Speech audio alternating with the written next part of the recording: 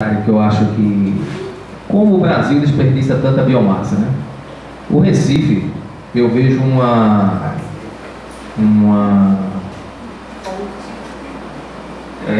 forrageira, um caminhão na frente, podando as árvores.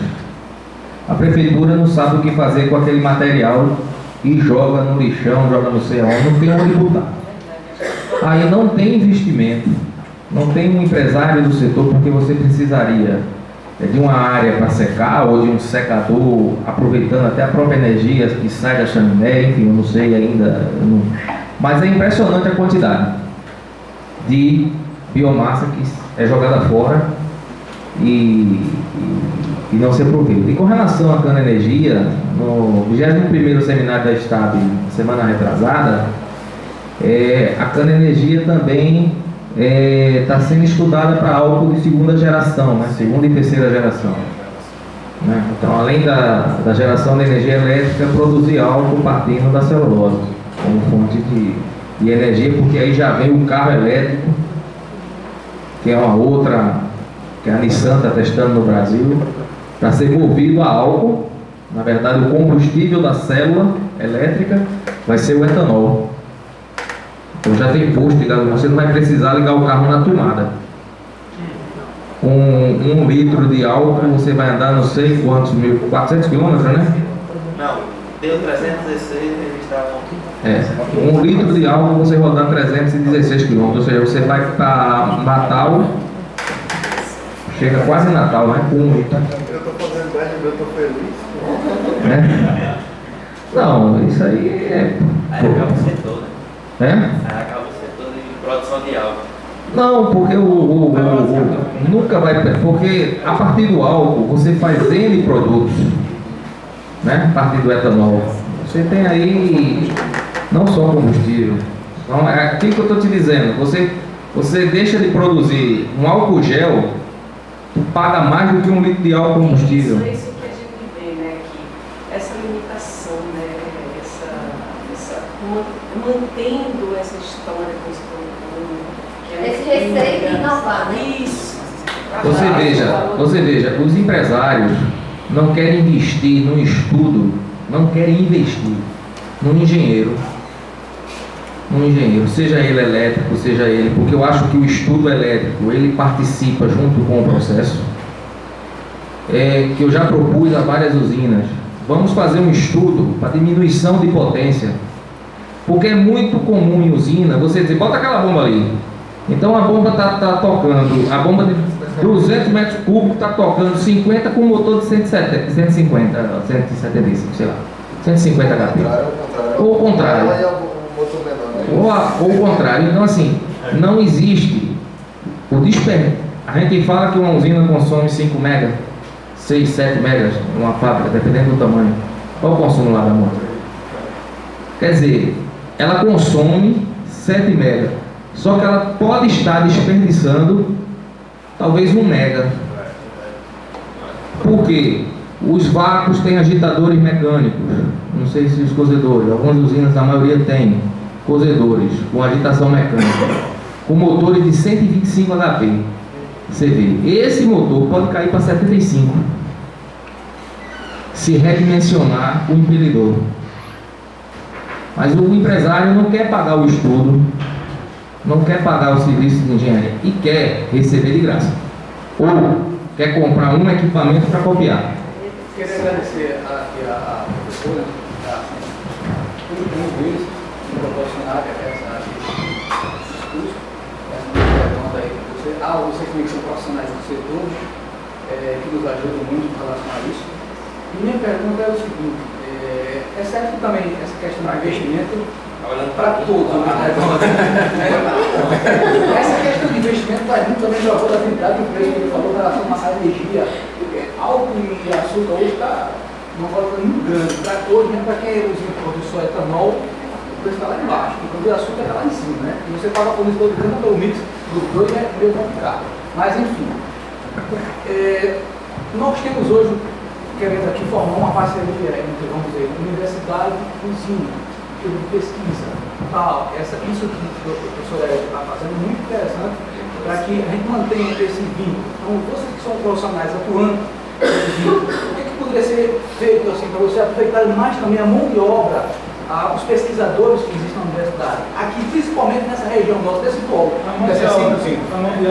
Infelizmente eu não tenho usina. Se tivesse, não tratava. Infelizmente eu não tenho usina. Veja, eu hoje, empresário, eu usineiro, do jeito que está essa oscilação de mercado e do jeito que nós vemos aí de uns 5 anos para cá, eu não pensaria em investimentos.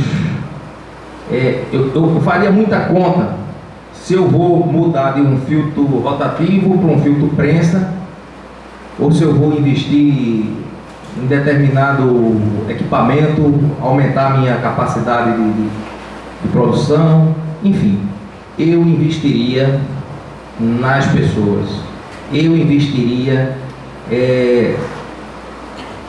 na parceria usina, porque você não vê nenhuma usina hoje fazendo pesquisa, muito pouco. É o caso de União Indústria, é o caso da Ponte Alegre. Para você colocar um estagiário hoje na usina, é a maior burocracia.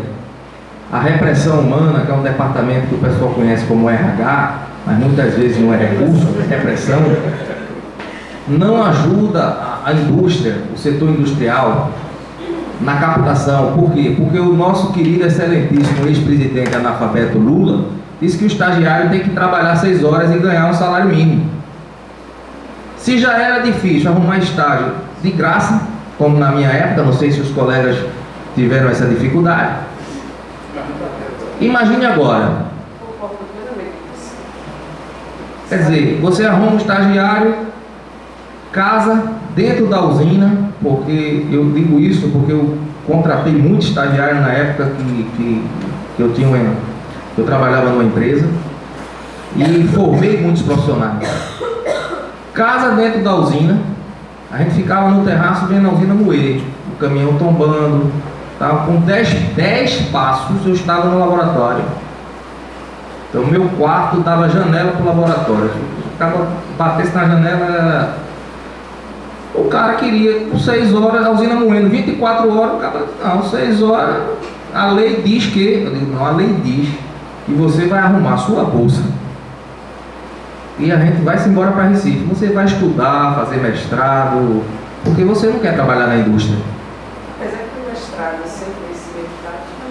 Sim, concordo que tem que ter essa mistura, mas a grande maioria, ou a pequena minoria, não vou dizer a grande, mas eu acho que a pequena maioria dos estudantes tem que pegar o estágio, porque a universidade não vai arrumar. A maioria das vezes, aqui é uma exceção, porque vocês ficam ligando, tentando, mas católica nunca arrumou estágio para ninguém, se não fosse o professor Beltrão e um ou outro, mas a própria universidade, o departamento de estágio não arrumava estágio, assim como na federal. Então é muito difícil. Então você fazer investimento hoje, é melhor investir na mão de obra, capacitar essa mão de obra, para quê? Com aquela mesma moagem, porque eu trabalhei numa usina que o dono disse, rapaz, a gente não vai fazer nada, porque não tem dinheiro. Há 1 ano, 2 anos atrás, que o açúcar estava a 40. De uma hora para outra, o açúcar foi para 80. E eu disse para o diretor, rapaz, não vamos fazer nada, vamos fazer o feijão com arroz, porque a gente não moeu 1 milhão, se a gente só fizer que a gente vai moer 1 milhão de novo. Então, com um preço bom, você ia ter mais dinheiro. Com um custo baixo. Só que você tem que investir nas pessoas para diminuir essas perdas. Porque o açúcar que vem na cana, se você diminuir as perdas, ele vai sair no saco. Né? Eu acho que está terminando também, porque o pessoal já está com vontade de ir embora. O famoso ônibus, né? Como é? Começa o nome? Pai, é só complementar. Eu acho que para unir o setor produtivo ao meio acadêmico, não tem muita fórmula não, né? A fórmula é difícil não. É fazer mais ou menos o que eu estou fazendo agora. Eu trabalhei 10 anos no setor, há 2 anos eu estou no IFPB e tive condições agora de voltar para fazer o meu mestrado, né? Se Deus quiser, agora em agosto eu estarei defendendo. E uma das conversas minhas com a minha orientadora, é que eu não queria fazer um trabalho de pesquisa muito distante do mercado. Foi quando nós fizemos contato com algumas usinas, tivemos dificuldade, algumas, não, é legal, mas depois, mas a Monte Alegre teve um comportamento diferente. Nós chamamos a gerente da usina, ela foi até a universidade, conversamos com os orientadores e a gerente da usina e perguntamos qual a dificuldade que a usina tem, que trabalho de pesquisa a gente poderia desenvolver, e estamos fazendo um estudo mais voltado para o mercado. Então, o meio acadêmico tem muita culpa nisso, ela tem que mostrar, tem que se mostrar também para o setor produtivo, para a empresa ver que vale a pena investir lá. E tem que ser um jogo de ganha-ganha. A universidade tem que ganhar e o setor produtivo também. E isso que vocês estão fazendo já é um grande passo, né? Esse contato vai facilitar muito. Mas a gente se limita numa coisa, como ele falou, nós temos aqui uma mão de obra pensando, vamos dizer assim, mas falta a política, o financeiro. A gente não tem equipamento, não tem dinheiro. A política não investe, a política nacional ela não investe em pesquisa, ela não tem esse interesse. A gente tem mão de obra, mas não tem equipamento, não tem dinheiro, não funciona. A usina tem dinheiro. Diz que tem. É bem interessante. Eu não sou tão velho assim, mas já tenho um pouco de estrada aí, já tenho 12 anos de usina e mais uns 5 de indústria antes de usina. Eu me lembro quando eu entrei na faculdade, eu fiquei chocado com uma informação que trouxeram, que a empresa Pirelli tinha mais doutores do que o Brasil. A empresa Pirelli de fazer pneu tinha mais doutores formados do que o Brasil naquela época. Eu fiquei chocado com isso. Realmente não há esse incentivo no Brasil à pesquisa, ao desenvolvimento. Você vai em países como os Estados Unidos, a própria empresa vai buscar na universidade soluções, vai buscar pesquisa. Aqui não tem essa cultura, e aí vamos novamente dividir a culpa. Tem a culpa das universidades, tem a culpa do setor empresarial, mas tem também a culpa política. Como ele falou, é dificílimo hoje você contratar um estagiário, contratar um pesquisador. Se você contrata um estagiário e acontece um acidente com o estagiário, é um desmantelo hoje. A política hoje de proteção, digamos assim. Entende, né, onde eles querem chegar. Quando eu estagiei, meu primeiro estágio, eu botava a mão na massa, eu ia pro meio para trabalhar mesmo, para bater, para fazer o que fosse. Hoje em dia, a gente estava discutindo semana passada com o gerente o programa de estágio da engenheira eletricista lá da Monte Alegre, e não pode ir fazer trabalho manual, ela não pode fazer a operação, porque se acontecer um acidente, a empresa é penalizada de todas as maneiras, apesar de todo o treinamento que a gente tem. Então não pode mais fazer aquele trabalho manual, isso perde-se muito nisso aí. Então tem um pouco de cada um. Porque todo investimento que o Brasil faz nas universidades federais é com o objetivo maior de trazer tecnologia para o país. O foco da Universidade Federal não é, eu sempre digo isso, não é formar profissionais de aluno, é formar pesquisadores, a federal. As privadas não, é geralmente formar profissionais para o mercado de trabalho. Mas aqui dentro, a visão é de pesquisa, porque nós somos cobrados, na verdade, nós somos avaliados pelos resultados das pesquisas, não pela quantidade de profissionais que a gente forma. Então, mas cadê o incentivo para a pesquisa? A gente é obrigado a pesquisar, mas a gente não tem como, está de mãos atadas. Eu até gostaria, se vocês tivessem alguma ideia, alguma sugestão. Nesse sentido, vou até aproveitar, porque eu queria perguntar a Jansen também. A Jansen andou muito também naquela região, que está muito promissora no Brasil. Até outro dia me surpreendi, porque no estudo praticamente dividiu a região de São Paulo como uma região tradicional e agora a região de fronteira lá de São Paulo, Goiás e Mato Grosso do Sul ali, né?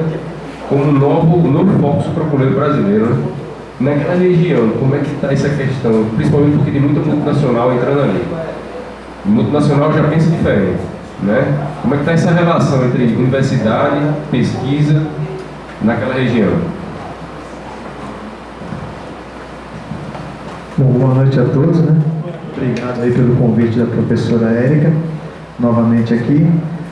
A questão da mão de obra no centro-oeste do país é uma coisa bastante interessante porque, por exemplo, eu vou tirar por mim. Quando eu comecei aqui, dificuldade para conseguir um estágio, né? Foi a trancos e barrancos. E a gente percebe que daqui para o Nordeste, para o Centro-Oeste do país, existe uma cultura diferente, né? As dificuldades ainda vão permanecer aqui no Nordeste, em questão de estágio, né? Às vezes eu consegui estágio para alguns colegas meus de graça, pedindo por Deus para o dono autorizar pelo menos a hospedagem do cara lá e a alimentação, né? Achei muito interessante o que o Luan falou, que como ele está vendo essa dificuldade aqui no Nordeste, ele disse para mim, olha, eu estou até com uma grana reservada, porque se me der a oportunidade do Centro-Oeste, eu pago do meu bolso. Então, assim, quando a gente vê uma pessoa assim, com sangue nos olhos, querendo buscar uma oportunidade, a gente também corre atrás dessa pessoa. E lá no Centro-Oeste, quando eu cheguei, eu vi que até operadores, né, que nunca puseram o pé dentro de uma usina, tinha já um programa da usina, né, Jovens Talentos.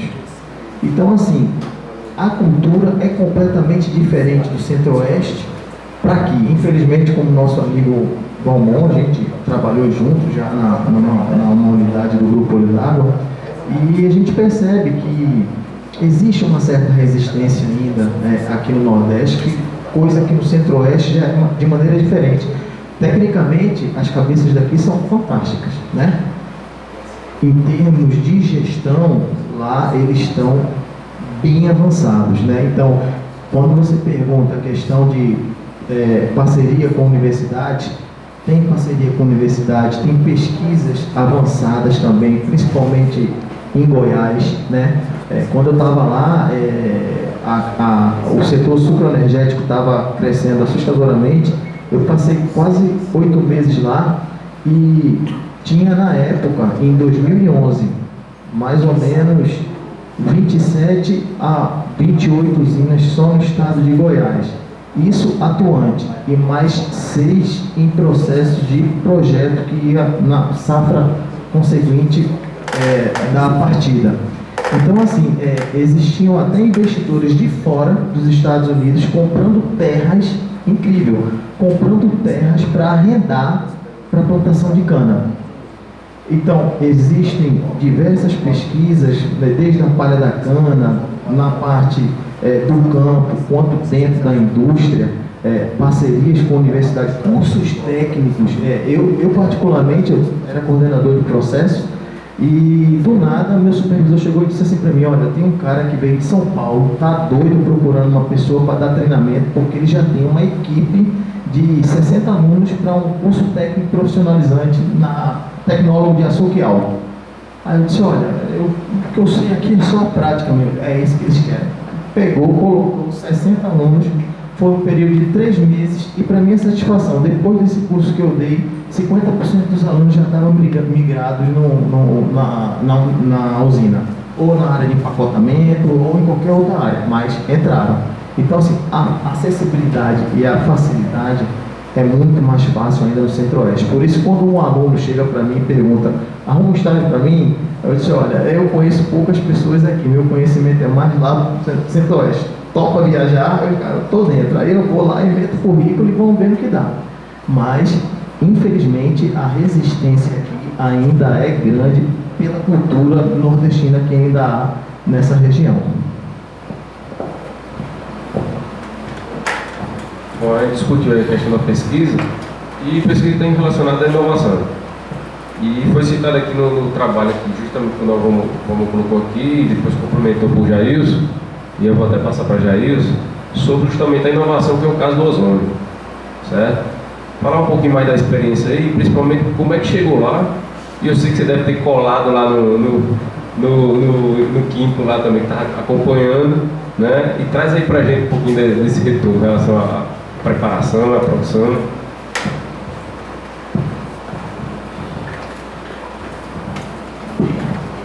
Boa noite, pessoal.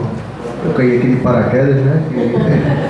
A doutora Marlene está aqui, mas eu não acompanhei quando implantou lá, acho que como tu falou, tem 12 anos já utilizando o ozônio em substituição ao enxofre.